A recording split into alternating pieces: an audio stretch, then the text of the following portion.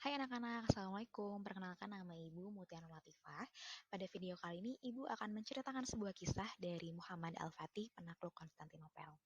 Nah, sebelum Ibu menceritakan kisahnya, kan harus tahu dulu nih, Konstantinopel itu sebuah tempat apa sih? Kok banyak sekali orang-orang yang ingin menaklukkan Konstantinopel? Nah, Konstantinopel adalah ibu kota Romawi Timur pada zaman dahulu kala. Kota ini sangat indah, sampai-sampai orang yang pernah ke sana itu bilang bahwa langitnya itu sangat berbeda dengan kota-kota lain. Kemudian karena saat itu Konstantinopel masyarakatnya kebanyakan adalah Katolik Ortodoks, maka terdapat banyak gereja dan sebanyak lebih dari 365 hari, bayangkan. Dan di tengah kotanya itu terdapat gereja yang sangat besar, yaitu namanya Gereja Hagia Sophia, yang ternyata terdapat kristal-kristal di dalamnya. Sehingga ketika siang hari matahari masuk dan memantulkan cahayanya ke kristal-kristal, itu membuat interior Hagia Sophia ini sangat indah. Nah, Konstantinopel ini sangat susah untuk ditaklukkan. Kenapa? Ternyata Konstantinopel ini memiliki tembok yang sangat kokoh, panjangnya 18 meter, dan sudah bertahan selama 1123 tahun. Nah, tembok Konstantinopel ini terdiri dari beberapa lapisan, jadi nggak cuma satu lapis. Makanya, setiap yang menaklukkan ini selalu kesulitan dalam merobohkan temboknya. Nah, tapi ternyata ada hadis yang menyebutkan bahwa Rasul berkata, kalian pasti akan membebaskan Konstantinopel.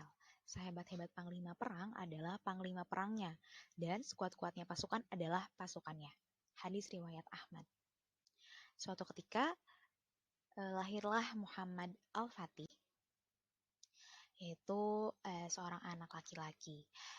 Beliau ini sejak kecil bapaknya sudah memilihkan ulama terbaik sebagai gurunya untuk mengejarkan pendidikan karakter, Al-Quran, akhlak, sejarah Nabi, sehingga menanamkan kecintaan terhadap Rasul dan Allah kepada Muhammad Al-Fatih.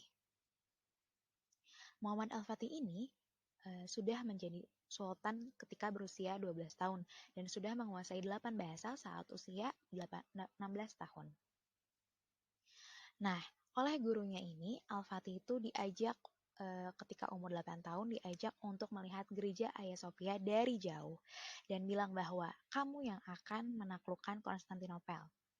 Sebelum-sebelumnya tidak ada yang bisa menaklukkan dan juga setelah kamu tidak akan ada yang bisa menaklukkan. Jadi harus kamu. Sehingga membuat Muhammad Al-Fatih yakin bahwa memang dia yang akan menaklukkan Konstantinopel. Nah, maka dari itu Muhammad Al-Fatih memiliki banyak persiapan, mulai dari belajar berperang dan segala macamnya. Dan juga Muhammad Al-Fatih mengumpulkan pasukan-pasukan Inkisaria, di mana pasukan Inkisaria ini terdiri dari 7.000 pasukan elit dengan program pelatihan terpadu sejak kecil. Dilatih fisik, akademi, strategi perang, dan semua disiplin ilmu lain. Oh iya, jadi tadi Muhammad Al-Fatih itu saking inginnya menaklukkan Konstantinopel, karena beliau yakin beliau yang akan menaklukkan Konstantinopel, beliau tidak pernah meninggalkan sholat sunnah rawatib dan juga tahajud. Tahu nggak kenapa? Karena beliau yakin bahwa yang akan menaklukkan Konstantinopel adalah orang-orang terbaik, dan orang terbaik adalah orang yang dekat dengan Allah. Nah, bukan hanya Muhammad Al-Fatih saja yang suka melaksanakan sholat sunat rawatib dan tahajud. Ternyata setengah pasukan dari Al-Fatih ini selalu melaksanakan tahajud. Nah, kemudian Muhammad Al-Fatih membuat 69 meriam dalam waktu 1 tahun dengan bantuan seorang pembuat senjata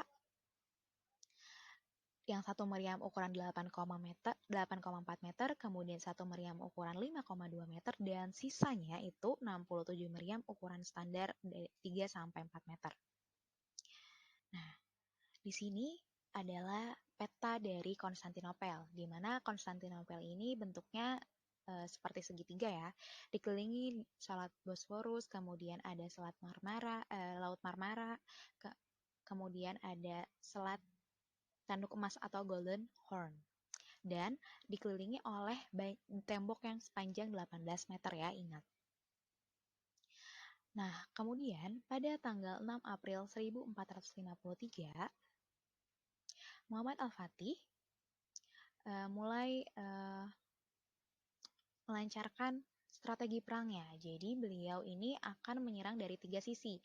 Dari Selat Bosforus, kemudian dari Selat Merah ya, itu kemudian juga ada 250.000 pasukan yang disiapkan di depan benteng atau di depan tembok Konstantinopel. Nah, sebelum mulai memerangi Konstantinopel, Muhammad Al-Fatih ini sebenarnya mengirim utusan dulu nih ke Konstantinopel. Ada tiga yang ditawarkan oleh Al-Fatih kepada Konstantinopel, yaitu yang pertama memeluk agama Islam, kemudian bayar jizyah, ketundukan, dan yang ketiga adalah mereka mau diperangi. Dan Kaisar Konstantinopel bilang, lebih baik kami mati. Sehingga saat itu Muhammad Al-Fatih langsung menembakkan satu meriam ke tembok Konstantinopel dan peperangan pun dimulai. Nah, kira-kira apa yang terjadi? Apakah Muhammad Al-Fatih langsung menang? Langsung bisa masuk ke Konstantinopel atau tidak? Ternyata apa? Ternyata serangan dari 3 arah tersebut gagal. 400 kapal Al-Fatih direpotkan oleh 27 kapal Konstantinopel yang jauh lebih besar.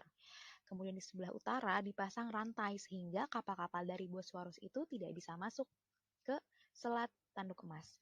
Dan ternyata meriam yang sudah dipersiapkan selama 1 tahun itu, yang sangat besar itu, ternyata reload-nya itu 3 jam sekali.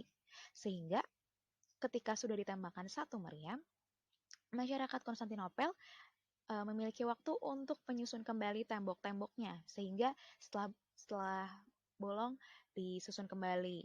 Kemudian 3 jam kemudian disusun kembali, ditembak disusun kembali, seperti itu.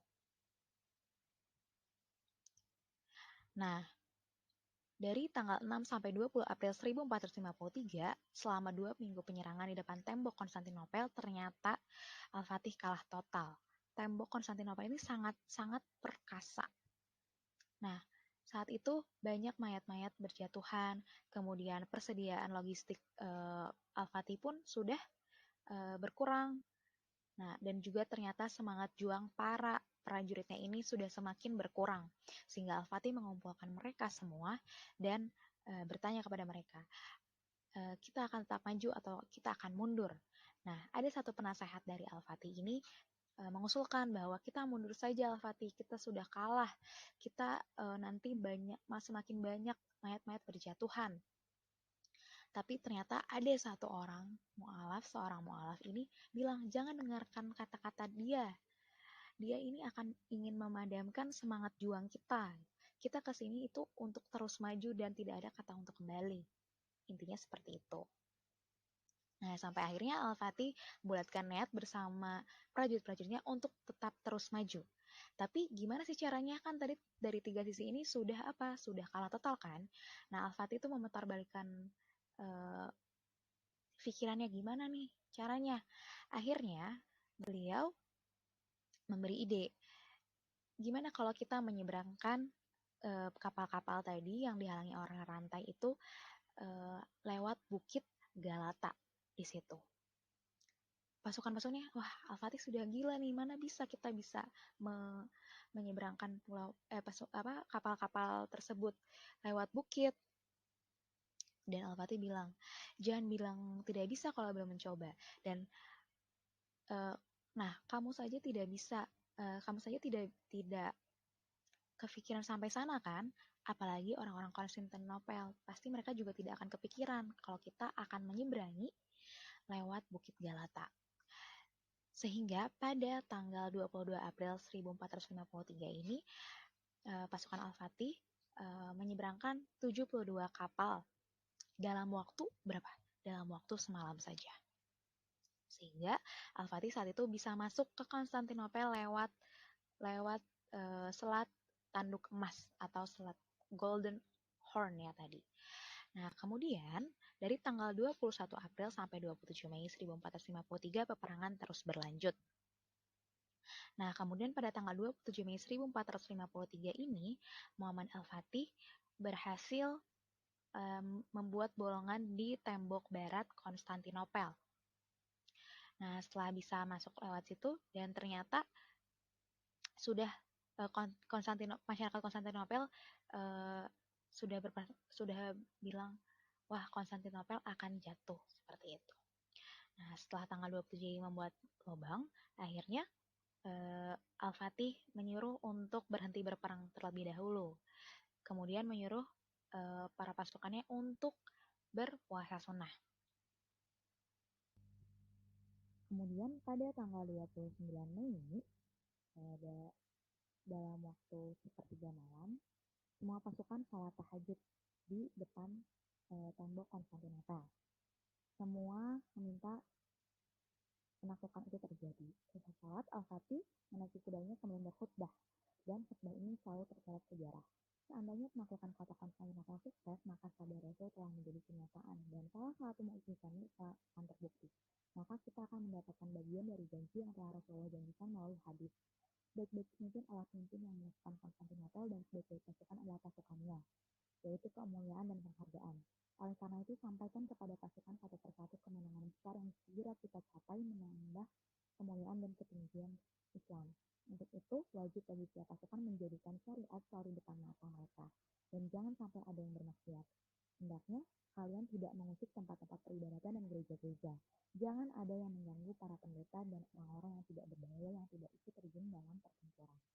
Kemudian setelah sholat tahajud itu, Muhammad Al-Fatih bersama pasukan akhirnya mengambil alih kota Konstantinopel, dan beliau langsung menuju ke gereja Hagia Sophia, di mana berada di tengah kota Konstantinopel. Nah, ternyata ketika masuk, beliau menemukan banyak sekali perempuan-perempuan yang menangis. Kenapa? Karena mereka takut akan dibantai. Nah, tapi Al-Fatih bilang apa? Al-Fatih bilang, jangan menangis. Silakan, jika kalian ingin tetap berada di sini, di kota ini, properti kalian tidak akan kami ambil. Dan jika kalian ingin keluar dari kota ini, kami akan hantarkan kalian sampai depan gerbang dengan selamat. Tapi hanya satu permintaan kami, gereja Hagia Sophia ini akan kami jadikan masjid. Nah, setelah itu, setelah mengambil alih gereja Hagia Sophia, akhirnya Al-Fatih bersama pasukannya menurunkan segala berhala-berhala di situ, kemudian dibersih-bersihkan, sampai pada akhirnya ketika masuk waktu asar, azan berkumandang untuk pertama kalinya di Hagia Sophia, Konstantinopel. Nah, selama 54 hari perang dan 825 tahun penantian apa sih? Penantian hadis Rasul tersebut bahwa akan ada yang menaklukkan Konstantinopel, akhirnya terbukti nih bahwa perkataan itu benar dan Rasulullah kita tidak pernah bohong, seperti itu. Nah, jadi banyak sekali hikmah yang bisa kita ambil dari sejarah atau kisah dari Muhammad Al-Fatih ini. Jadi, jika kita ini bersungguh-sungguh, kita yakin bahwa kita akan melakukan misalkan target kita, kita ingin mencapai sesuatu, dan dengan bantuan Allah, insya Allah akan ada jalan yang diberikan oleh Allah Subhanahu wa Ta'ala. Mungkin nggak sekarang, tapi nanti gitu. Jadi cukup sekian kisah yang akan Ibu berikan pada video kali ini. Semoga bermanfaat untuk kalian semua dan menambah ilmu kalian. Mohon maaf apabila ada kesalahan kata. Wassalamualaikum warahmatullahi wabarakatuh.